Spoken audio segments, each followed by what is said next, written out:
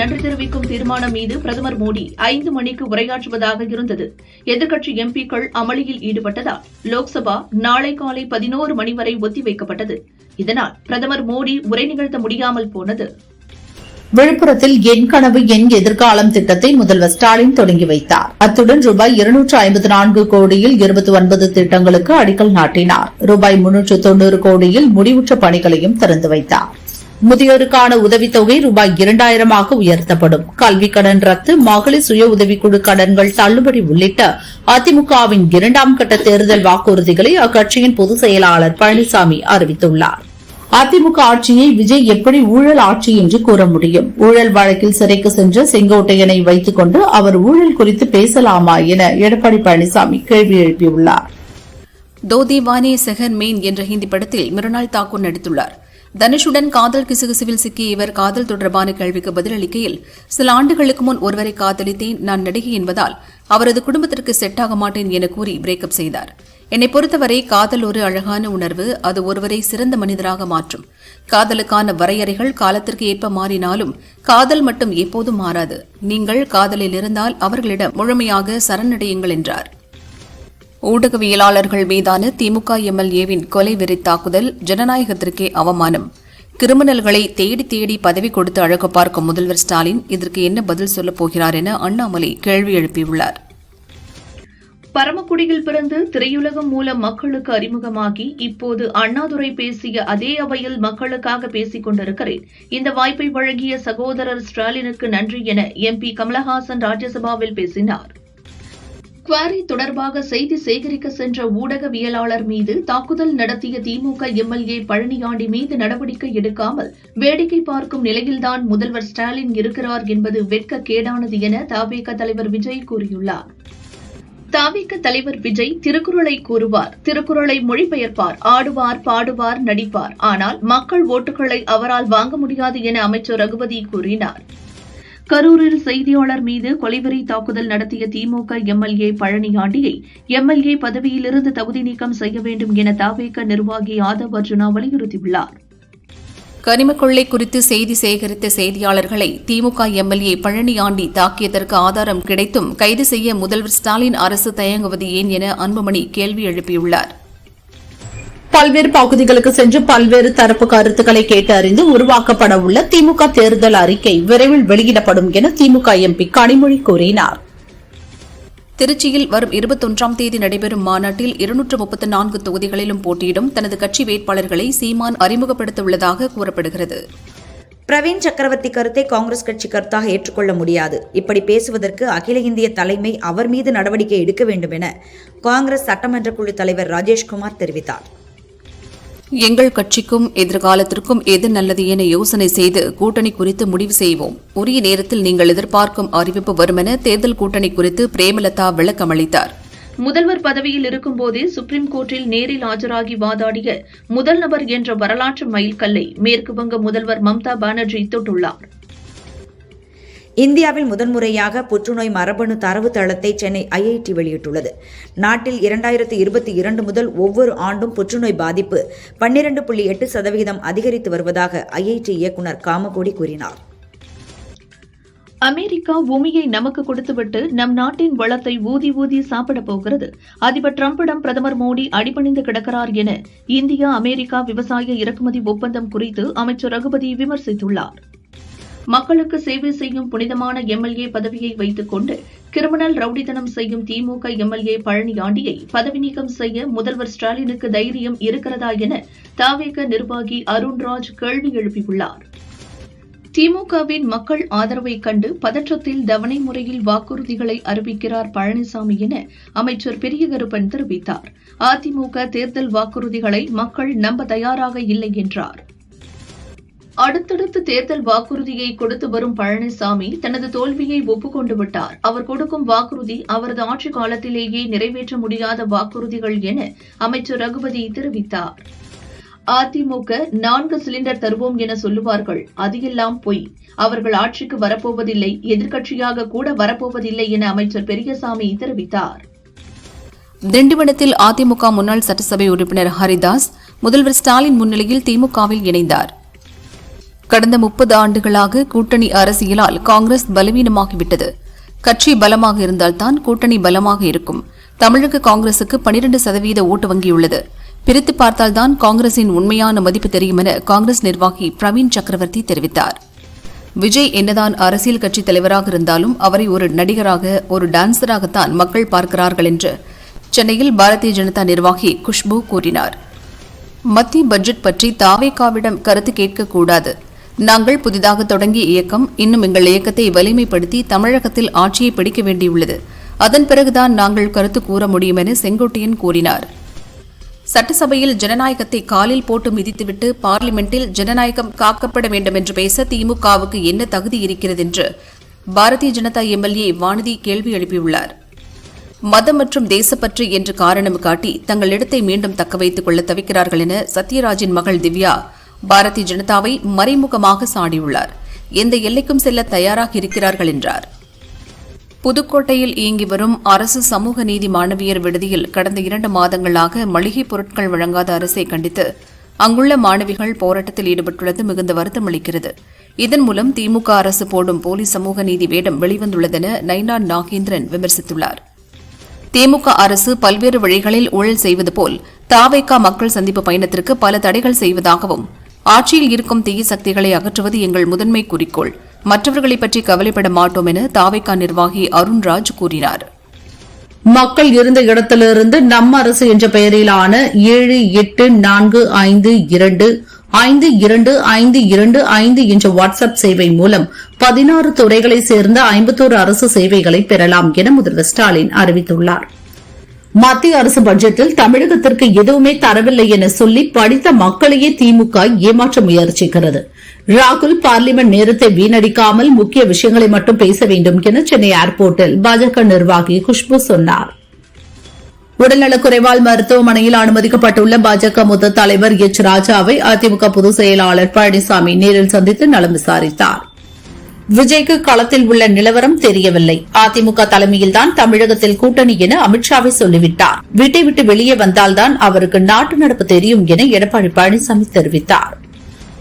மத்திய பட்ஜெட்டில் இதுவரை ஒப்புக்காவது திருக்குறள் சொல்லிட்டு இருந்தாங்க. இப்ப அதுவும் இல்ல.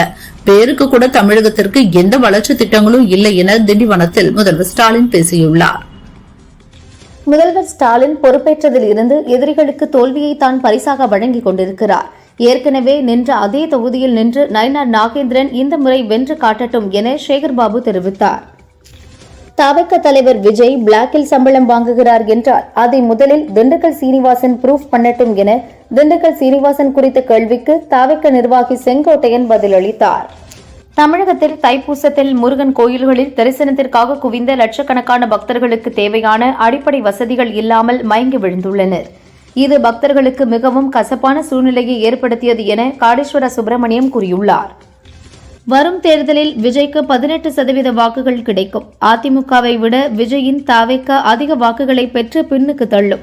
கூட்டணியின்றி போட்டியிட்டால் கூட தாவேக தமிழகத்தில் வலுவாகவே உள்ளது என்று காங்கிரஸ் நிர்வாகி பிரவீன் சக்கரவர்த்தி தெரிவித்துள்ளார். சென்னை ராயப்பேட்டையில் உள்ள அதிமுக தலைமை அலுவலகத்தில் அக்கட்சியின் பொதுச் செயலாளர் எடப்பாடி பழனிசாமி தலைமையில் மாவட்ட செயலாளர்கள் கூட்டம் துவங்கியது.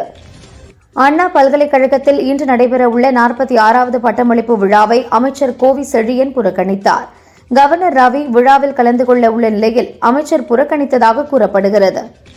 எதிர்க்கட்சித் தலைவர் ராகுல் கேட்கும் கேள்விகளை கண்டு மத்திய பாஜக அரசு ஏன் அஞ்சுகிறது? பாதுகாப்பு, பொருளாதாரம் தொடர்பாக எம்பிக்கள் எழுப்பும் கேள்விகளுக்கு விளக்கம் தர அரசு தயாராக இருக்க வேண்டும் என 8 எதிர்க்கட்சி எம்பிக்கள் சஸ்பெண்ட் செய்யப்பட்டதற்கு முதல்வர் ஸ்டாலின் கண்டனம் தெரிவித்துள்ளார். அதிகாரிகளை கேள்வி கேட்டால் மிரட்டுவதாக அர்த்தமா? திமுக அரசுதான் அதிகாரிகளை வைத்து எங்களை மிரட்டுகிறது என தவிக நிர்வாகி அருண்ராஜ் கூறியுள்ளார். இந்தியா அமெரிக்கா வர்த்தக ஒப்பந்தம் குறித்து பார்லிமெண்டில் விவாதிக்க வேண்டும். வர்த்தக ஒப்பந்தம் இந்திய விவசாயிகள் மத்தியில் அச்சத்தை ஏற்படுத்தியுள்ளது என திமுக எம்பி டி.ஆர். பாலு கூறியுள்ளார். புதுச்சேரி சட்டசபை கூட்டத்தொடர் பிப்ரவரி 12ஆம் தேதி தொடங்கும் என சபாநாயகர் செல்வம் அறிவித்துள்ளார். கூட்டத்தொடரில் இடைக்கால பட்ஜெட் தாக்கல் செய்யப்படும் என்றும் தெரிவித்துள்ளார். புதுச்சேரியில் பிரதமர் மோடி பங்கேற்கும் அரசு விழா ஏற்பாடு தொடர்பாக சபாநாயகர் செல்வம், உள்துறை அமைச்சர் நமச்சிவாயம், பாஜக மாநில தலைவர் வி.பி. ராமலிங்கம் ஆகியோர் முதல்வர் ரங்கசாமியை அவரது வீட்டில் சந்தித்து ஆலோசனை நடத்தினர். கல்விக்கும் மருத்துவ சேவைக்கும் ஒதுக்கும் நிதி செலவு அல்ல, வருங்கால சமுதாயத்திற்கான முதலீடு.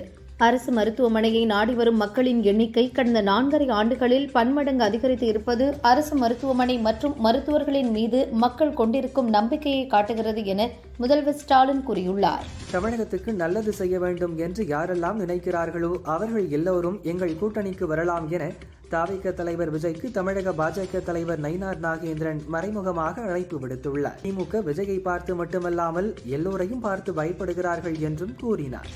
மத்திய பட்ஜெட் தொடர்பாக எந்த கருத்தும் தெரிவிக்காத ஒரே தலைவர் விஜய் மட்டும்தான் என மார்க்சிஸ்ட் கம்யூனிஸ்ட் மாநில செயலாளர் சண்முகம் கூறியுள்ளார். வீடுகள், தொழிற்சாலைகள் மற்றும் விவசாயம் உள்ளிட்ட அனைத்து தேவைகளுக்கும் தடையற்ற மின்சாரம் வழங்கப்படும் என வாக்குறுதி எண் 220 சொன்னீங்களே, செஞ்சீங்களா என முதல்வர் ஸ்டாலினிடம் நயினார் நாகேந்திரன் கேள்வி எழுப்பியுள்ளார். சென்னை மீனம்பாக்கம் விமான நிலையத்திலிருந்து திருச்சி, மதுரைக்கு சிறிய ரக விமான சேவையை இண்டிகோ நிறுவனம் மீண்டும் தொடங்கியுள்ளது. தென் தமிழகம் மற்றும் டெல்டா மாவட்டங்களில் இன்றும் நாளையும் மிதமான மழை பெய்யக்கூடும் என சென்னை வானிலை மையம் தெரிவித்துள்ளது. தமிழகத்தில் உள்ள அனைத்து கிராம ஊராட்சிகளிலும் பணியாற்றும் தூய்மை பணியாளர்களுக்கான மதிப்பூதியம் 5000 6000 ரூபாயாக உயர்த்தி தமிழக அரசு அரசாணை வெளியிட்டுள்ளது. கோவை சூலூர் புதிய பஸ் ஸ்டாண்டில் இருந்து ஆனைமலை மாசாணியம்மன் கோவிலுக்கு புதிய பஸ் சேவையை திமுக மாவட்ட செயலாளர் முருகேசன் கொடியசைத்து துவங்கி வைத்தார். மூத்த கல்வியாளரும் ஆசிரியருமான முனைவர் SS ராஜகோபாலன் வயது மூப்பு மற்றும் உடல்நலக் குறைவால் தனியார் மருத்துவமனையில் சிகிச்சை பெற்று வந்த நிலையில் நேற்று இரவு காலமானார். மருத்துவமனையில் அனுமதிக்கப்பட்டுள்ள பாஜக மூத்த தலைவர் ராஜா குணமடைய மேட்டுப்பாளையம் வனபத்திரகாளியம்மன் கோவிலில் பாஜக சார்பில் சிறப்பு பூஜைகள் நடத்தப்பட்டது. முக்கிய நிர்வாகிகள் பூஜையில் கலந்து கொண்டு பிரார்த்தனை செய்தனர். தங்கம் விலை இன்று சவரனுக்கு 5040 ரூபாய் உயர்ந்து ஒரு சவரன் 1,19,200க்கும், கிராமுக்கு 630 ரூபாய் உயர்ந்து 1 கிராம் 14,900 ரூபாய்க்கும் விற்பனையாகிறது. வெள்ளி கிராமுக்கு 20 ரூபாய் உயர்ந்து 1 கிராம் 320 ரூபாய்க்கு விற்பனை செய்யப்படுகிறது. கிருஷ்ணகிரி மாவட்டம் ஒசூர் அக்ரஹாரம் என்ற இடத்தில் சாலையோரம் நின்ற டிப்பர் லாரி மீது 2 வீலர் மோதியதில் தனியார் நிறுவன ஊழியர்கள் 2 பரிதாபமாக உயிரிழந்தனர். தேன்கனிக்கோட்டை போலீசார் விசாரிக்கின்றனர். கோவை கேரள எல்லையான வாளையாறு அருகே ரயிலில் அடிபட்டு 4 வயது ஆண் யானை உயிரிழந்தது. வனத்துறையினர் விசாரிக்கின்றனர். காலாவதியான பொருட்களை விற்கும் ஆன்லைன் நிறுவனங்கள் மீது நடவடிக்கை எடுக்க அதிகாரிகளுக்கு உணவு பாதுகாப்புத்துறை உத்தரவு பிறப்பித்துள்ளது. மடப்புரம் கோயில் காவலாளி அஜித்குமார் கொலை வழக்கில் அவர் நகை திருடியதாக நிகிதா அளித்தது பொய் புகார் என சிபிஐ தரப்பு பதிலளித்துள்ளது. ஜாமீன் மனு மீதான விசாரணை வரும் 17ஆம் தேதிக்கு ஒத்திவைக்கப்பட்டுள்ளது. ஒன்றுமில்லாத வழக்கிற்காக ஒருவரை இப்படி அடித்திருக்கிறீர்கள், மனமே பதறுகிறது என அஜித்குமார் கொலை வழக்கில் சிறையில் உள்ள காவலர்களுக்கு ஜாமீன் வழங்க கோரிய வழக்கை விசாரித்த ஐகோர்ட் மதுரை கிளை நீதிபதி வேதனை தெரிவித்தார். வெளிநாட்டில் வசிக்கும் இந்தியர்கள் அல்லது இந்திய வம்சாவளியைச் சேர்ந்த சுற்றுலா பயணிகள் தங்க நகைகளை சுங்கவரி ஏதுமின்றி கொண்டு வருவதற்கான விதிகளில் மத்திய அரசு திருத்தம் செய்துள்ளது. பெண் பயணிகள் 40 கிராம், ஆண் பயணிகள் 20 கிராம் வரையிலான நகைகளை வரியில்லாமல் கொண்டு வரலாம். சென்னை திருவொற்றியூரில் உள்ள கல்யாண வரதராஜ பெருமாள் கோயிலில் மர்ம நபர் ஒருவர் உண்டியலை உடைத்து பணத்தை திருடினார். அலார சத்தம் கேட்டதும் திருடிய பணத்தை வீசிவிட்டு தப்பிச் சென்றார். சிசிடிவி உதவியுடன் குற்றவாளியை போலீசார் தேடுகின்றனர். ராணிப்பேட்டையில் ரூபாய் 9,000 கோடி மதிப்பீட்டில் டாடா மோட்டார்ஸ் குழுமத்தின் ஜாகுவார் லேண்ட் ரோவர் கார் உற்பத்தி ஆலையை பிப்ரவரி 9ஆம் தேதி முதல்வர் ஸ்டாலின் திறந்து வைக்கிறார். நாடு முழுவதும் இறந்து போன 2.5 கோடிக்கும் மேற்பட்டவர்களின் ஆதார் எண்கள் முடக்கப்பட்டுள்ளதாக அதனை நிர்வகிக்கும் UIDAI அமைப்பு கூறியுள்ளது. தென்காசி மாவட்டம் பாவூர் சத்திரம் அருகே பள்ளி முடிந்து வீட்டிற்கு சென்ற 7ஆம் வகுப்பு மாணவிக்கு பாலியல் தொல்லை கொடுத்த பள்ளி நிர்வாகி சவுந்தரபாண்டியன் என்பவரை பாவூர் சத்திரம் போலீசார் போக்சோ வழக்கில் கைது செய்தனர். திருப்பூர் பனியன் நிறுவனங்களில் போலி ஆதார் கார்டுகள் மூலம் பணிக்கு சேர்ந்த 5 வங்கதேசத்தினரை போலீசார் கைது செய்தனர். பல்கலை துணை வேந்தர்களை கவர்னருக்கு பதிலாக முதல்வர்களே நியமனம் செய்யும் சட்டத்திற்கு சென்னை ஐகோர்ட் விதித்த தடையை சுப்ரீம் கோர்ட் ரத்து செய்தது. காத்மாண்டுவிலிருந்து இஸ்தான்புல்லிற்கு சென்று கொண்டிருந்த துருக்கி ஏர்லைன்ஸ் விமானத்தில் நடுவானில் என்ஜினில் தீ விபத்து ஏற்பட்டது. விமானம் உடனே கொல்கத்தா ஏர்போர்ட்டில் அவசரமாக தரையிறக்கப்பட்டதால் 236 பயணிகள் உயிர் தப்பினர். மணிப்பூர் மாநிலத்தில் ஓராண்டாக அமலில் இருந்த ஜனாதிபதி ஆட்சி விலக்கிக் கொள்ளப்பட்டது. அம்மாநிலத்தின் புதிய முதல்வராக பாரதிய ஜனதாவைச் சேர்ந்த யும்னம் கிம்சன் சிங் விரைவில் பதவியேற்க உள்ளார். நிலவின் தென்துருவத்தில் சந்திரயான் 3 வெற்றிகரமாக செயல்படுத்தப்பட்ட நிலையில் சந்திரயான் 4 மற்றும் 5 ஆகியவற்றின் பணிகள் தீவிரமாக நடக்கிறது என சென்னை ஏர்போர்ட்டில் இஸ்ரோ தலைவர் நாராயணன் தெரிவித்தார். ஜம்மு காஷ்மீரின் உதம்பூர் மாவட்ட வனப்பகுதியில் பதுங்கியிருந்த ஜெய்ஷ் இ முகமது பயங்கரவாத அமைப்பைச் சேர்ந்த 2 பயங்கரவாதிகளை பாதுகாப்பு படையினர் சுட்டுக் கொன்றனர். 2025-26 நடப்பு நிதியாண்டின் டிசம்பர் மாதம் வரை நாட்டில் யுபிஐ மூலமான பண பரிவர்த்தனைகளின் மதிப்பு ரூபாய் 230 லட்சம் கோடியை எட்டி சாதனை படைத்துள்ளதாக மத்திய நிதித்துறை அமைச்சர் பங்கஜ் சௌத்ரி தெரிவித்துள்ளார். உத்தரப்பிரதேச மாநிலம் காசியாபாத்தில் ஆன்லைன் விளையாட்டுக்கு பெற்றோர் எதிர்ப்பு தெரிவித்ததால் 3 சிறுமிகள் அடுக்குமாடி குடியிருப்பின் 9வது மாடியிலிருந்து குதித்து தற்கொலை செய்து கொண்டனர். தொழிலதிபர் அனில் அம்பானி 17,000 கோடி ரூபாய் பணம் மோசடி செய்ததாக பதியப்பட்ட வழக்கை விசாரிக்க சிறப்பு புலனாய்வு குழுவை அமலாக்கத்துறை அமைக்க வேண்டும் என சுப்ரீம் கோர்ட் உத்தரவிட்டுள்ளது. மேற்கு வங்கத்தில் எஸ்ஐஆர் நடவடிக்கைகளுக்கு எதிரான வழக்கில் எங்களுக்கு நீதி மறுக்கப்பட்டுள்ளது. தேர்தல் ஆணையத்திற்கு பல கடிதங்கள் எழுதியும் எந்த பதிலும் இல்லை என சுப்ரீம் கோர்ட்டில் ஆஜராகி அம்மாநில முதல்வர் மம்தா வாதாடினார். பார்லியில் பேசும்போது காங்கிரஸ் எம்பி ராகுல் முறையான விதிகளை பின்பற்ற வேண்டும் என்று பார்லி விவகாரங்கள் துறை அமைச்சர் கிரண் ரிஜிஜு அறிவுறுத்தியுள்ளார். ஜனாதிபதி உரைக்கு நன்றி தெரிவிக்கும் தீர்மானம் மீதான விவாதத்தில் பிரதமர் மோடி லோக்சபாவில் இன்று பதில் உரையாற்றுகிறார். அமெரிக்காவுடனான வர்த்தக ஒப்பந்தத்தால் விவசாயம் மற்றும் பால் பொருட்களுக்கு பாதிப்பு இருக்காது.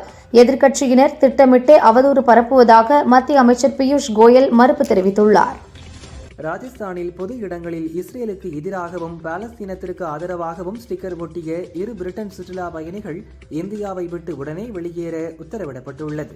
6,000 கோடி ரூபாய் ஊழல் புகாரில் சிக்கிய கர்நாடக கலால்துறை அமைச்சர் RB திம்மாபூர் உடனடியாக பதவி விலக வலியுறுத்தி சட்டசபையில் பாஜக எம்எல்ஏக்கள் விடிய உள்ளிருப்பு போராட்டத்தில் ஈடுபட்டனர். ஹோலி மற்றும் தீபாவளி பண்டிகையின் போது இலவச கேஸ் சிலிண்டர் வழங்கப்படும் என டெல்லி முதல்வர் ரேகா குப்தா அறிவித்துள்ளார்.